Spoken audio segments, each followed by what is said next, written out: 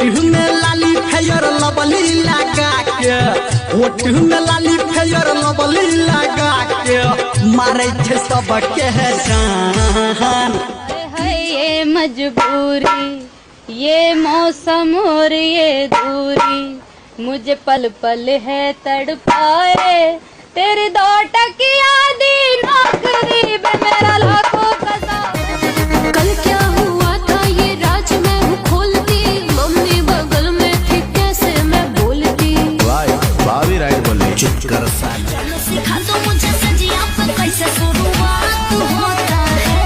पहले बात होता है, मुलाकात होता है, शादी कइला के बाद हंसलहु रे तबुझी माल फसलहु रे, तबुझी माल फसलहु रे कि छोरी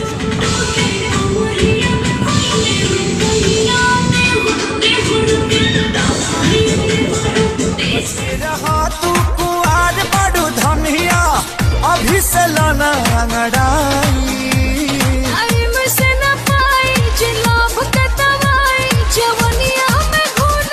बाबूजी से बात पहले चाहिए हो।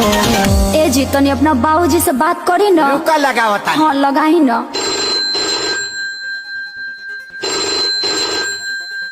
हो पप्पा, हम बियाह कैला लियो। का बियाह कैले लिए?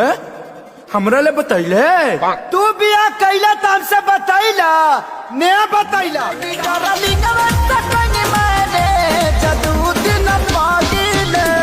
जूता से पिटाई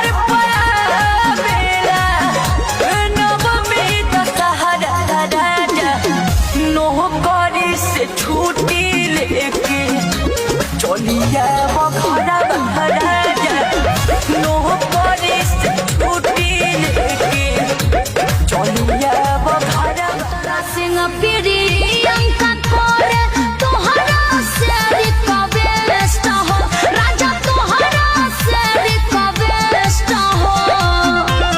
ए जी सुनी ना, नौका डिजाइन में ली हसूना सबसे सुपर पहले हो जानी घर के अगर चिन्हा मिटाई दी हवे, घर के अगर चिन्हा मिटाई दी हवे, यारा वक्ती होलो सरिया सकी सैया हमरो जराई दी हवे। देबू की ना हो, देबू की ना हो, सगरे के 60 गो